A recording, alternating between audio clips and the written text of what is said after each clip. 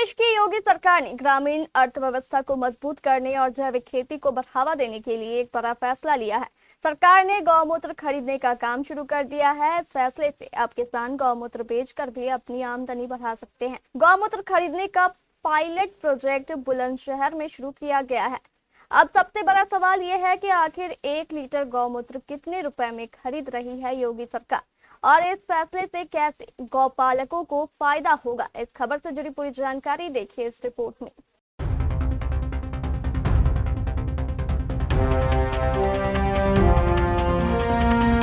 उत्तर प्रदेश में योगी आदित्यनाथ की सरकार ने आवारा पशुओं को लेकर बड़ा फैसला लिया है। आवारा पशुओं की समस्या को दूर करने और किसानों की आय बढ़ाने के मकसद से योगी आदित्यनाथ सरकार अब गोमूत्र खरीदेगी। सरकार ने उसके लिए पायलट प्रोजेक्ट भी शुरू कर दिया है। पायलट प्रोजेक्ट सफल रहा तो फिर पूरे प्रदेश में किसानों से गोमूत्र खरीदने के लिए बाकायदा नीति बनेगी और उस नीति के आधार पर काम किया जाएगा। सरकार के इस फैसले को लेकर विपक्ष ने सरकार पर तंज कसा है। समाजवादी पार्टी ने कहा कि भाजपा चुनाव के लिए पैसे इकट्ठा करने के लिए स्कैम कर रही है। मुख्यमंत्री योगी आदित्यनाथ का मानना है कि गौमूत्र खरीदने की नीति से गौ संरक्षण को बढ़ावा मिलेगा।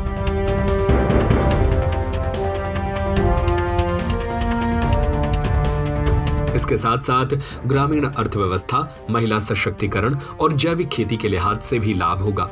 सरकार का ये पायलट प्रोजेक्ट बुलंदशहर में शुरू किया गया है। फार्मर प्रोड्यूसर ऑर्गेनाइजेशन यानी एफपीओ के जरिए पायलट प्रोजेक्ट के तौर पर गौमूत्र की खरीदी शुरू की गई है। किसानों और पशुपालकों से 10 रुपए प्रति लीटर की दर से गौमूत्र खरीदा जा रहा है। राज्य सरकार इस पायलट प्रोजेक्ट की सफलता के बाद इस मॉडल को पूरे प्रदेश में लागू करने की तैयारी में है। इससे गोवंश पालने वाले परिवारों को दूध के साथ गौमूत्र से भी अतिरिक्त आमदनी का रास्ता मिल सकेगा।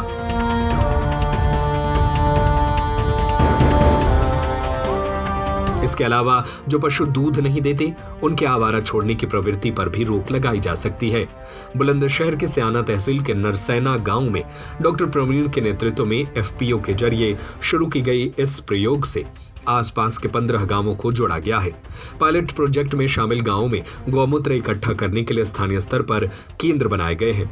वर्तमान में इन केंद्रों के माध्यम से प्रतिदिन करीब 500 लीटर गौमूत्र वर्तमान में इन केंद्रों के माध्यम से प्रतिदिन करीब 500 लीटर गौमूत्र एकत्र किया जा रहा है। आगे खरीद की दर बढ़ाकर इसे 20 रुपए प्रति लीटर करने की भी सरकार की योजना है। गौमूत्र को रखने के लिए गांवों में 200 लीटर क्षमता के टैंक लगाए गए हैं। इससे पशुपालकों को गौमूत्र बेचने के लिए दूर नहीं जाना पड़ता है।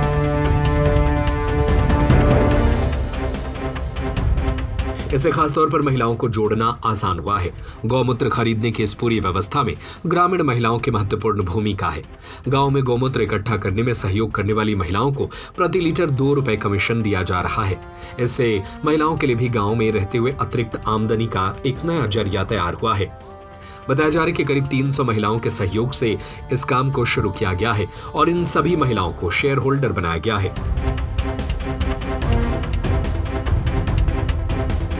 सवाल यह है कि इतने गौमूत्र का इस्तेमाल क्या होगा। सरकार की योजना के मुताबिक इकट्ठा किए गए गौमूत्र का उपयोग खेती के लिए फायदेमंद उत्पाद तैयार करने में किया जा रहा है। गौमूत्र में अलग अलग जड़ी बूटियों को मिलाकर खेतों में इस्तेमाल होने वाली दवाएं तैयार की जाती हैं। इन्हें बाद में समितियों के माध्यम से किसानों तक पहुंचाया जाता है।